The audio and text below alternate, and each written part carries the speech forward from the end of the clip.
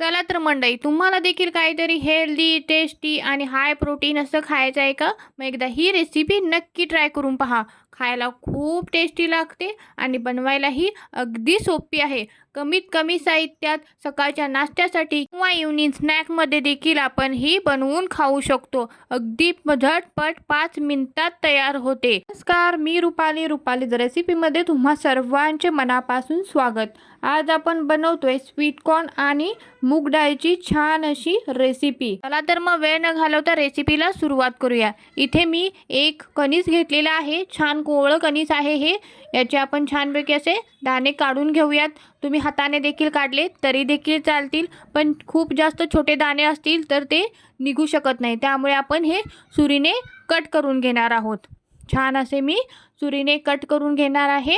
त्यानंतर मी इथे एका मिक्सरच्या भांड्यामध्ये हे अर्धी वाटीला थोडंसं जास्त आहे हे स्वीट कॉर्न इथे घालून घेते आहे. खूप छान टेस्टी बनते ही रेसिपी. तुम्ही एकदा नक्की ट्राय करून पहा. त्याचबरोबर मी इथे भिजवलेली मूग डाळ आहे ती घेणार आहे. एक अर्धा तास किंवा तासभर भिजवली तरी देखील चालेल. इथे मी अर्धी वाटी मूग डाळ घेतलेली आहे. छान अशी भिजलेली आहे ही देखील यामध्ये मी घालून घेणार आहे.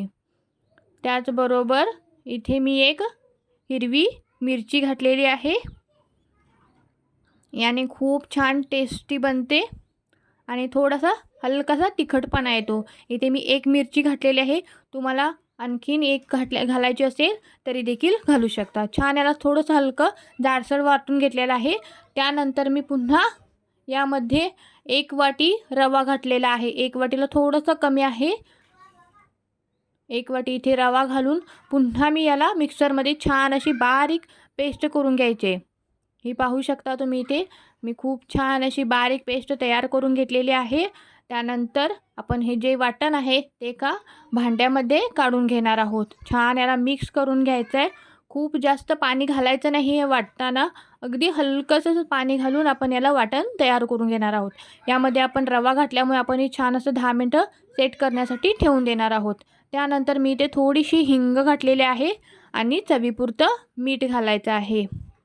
त्यानंतर मी इथे अर्धा चमचा आलं लसूण पेस्ट घातलेली आहे. अर्धा चमच्याला थोडीशी कमी आहे. तुम्ही तुमच्या आवडीनुसार घालू शकता. छान याला मिक्स करून घ्यायचं आहे. आता मी इथे एका पॅनमध्ये किंवा कोणतंही तुमच्याकडे प्लेट असेल त्याला असं थोडंसं तेल लावून घ्यायचं आहे. छान मी एक अर्धा चमचा इथे तेल घातलेलं आहे आणि हाताने छान असं याला लावून घेणार आहे. जेणेकरून आपला जे बॅटर आहे ते खाली चिकटणार नाही. अगदी छान असं परफेक्ट बनतं. चला तर आता इथे आपलं सर्व मिश्रण सेट देखील झालेलं आहे. आता यामध्ये मी इथे अर्धा पॅकेट इनो घातलेला आहे. वरून थोडंसं पाणी घालायचं आहे. तुम्ही इनोऐवजी खायचा सोडा घातला तरी देखील चालेल, काहीच हरकत नाही. आता वरून थोडंसं मी पाणी घातलेलं आहे. तुम्ही पाहू शकता किती छान असं फ्लफी बनतं हे बॅटर. छान याला मिक्स करून घ्यायचा आहे इनो आणि लगेचच आपण याला आपल्या पॅनमध्ये घालून घेणार आहोत. छान हे मिक्स करून घ्यायचं आहे आणि हे पॅनमध्ये आपण ओतायचं आहे. दुसरीकडे आपण इथे पाणी गरम करण्यासाठी ठेवून देणार आहोत. इनो घातला की लगेचच हे स्टीम करण्यासाठी ठेवायचं आहे. त्यामुळे इनो घालायच्या अगोदरच आपण पाणी गरम करण्यासाठी गॅसवरती ठेवायचं आहे. वरून थोडंसं मी इथे छान असं लाल तिखट घातलेलं आहे आणि हे मी अशा पद्धतीने एक 10 ते 15 मिनटं स्टीम करण्यासाठी ठेवून द्यायचं आहे. त्यानंतर आपण लो फ्लेमवरतीच याला स्टीम करायचं आहे. पहिल्यांदा सुरुवातीचे 1-2 मिनटं आपण हाय फ्लेमवरती आणि बाकीचे आपण याला लो फ्लेमवरती छान असं स्टीम करून घ्यायचं आहे. किती छान असं बनलेलं आहे बघा. आता हे छान थंड झालं की आपण याचे पीसेस कट करून घेणार आहे. मी इथे चौकोनी आकाराचे पीसेस कट करून घेतलेले आहेत. आता याला वरून छान अशी खमंग अशी फोडणी देणार आहोत. त्यासाठी मी इथे थोडंसं तेल घातलेलं आहे. यामध्ये मी छान असं तेल गरम झालं की यामध्ये मोहरी घालणार आहे. त्याचबरोबर मोहरी छान तडतडली की यामध्ये आपण भरपूर अशी कोथिंबीर घालायची आहे. याने खूप छान टेस्टी फ्लेवर येतो फोडणीला. कोथिंबीर घालून छान 2 ते 3 मिनटं परतवायचं आहे. त्यानंतर कस्तुरी मेथी घालायची आहे आणि हे आपण फोडणी ही ह्याच्यावरती अशीच पसरवून घेणार आहोत.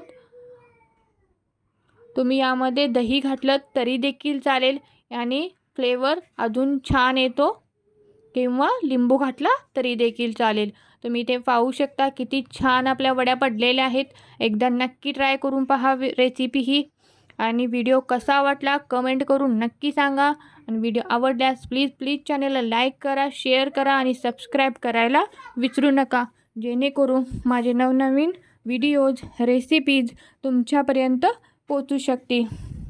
इथे पाहू शकता किती छान फ्लफी, मऊसूत आणि सॉफ्ट झालेले आहेत. अगदी जाळीदार, जसं की ढोकळ्यासारखे आपलं हे बॅटर झालं होतं. त्यामुळे आपली ही रेसिपी देखील अगदी छान अशी फ्लफी, सुपर सॉफ्ट झालेली आहे. मी ते एक तोडून दाखवते तुम्हाला.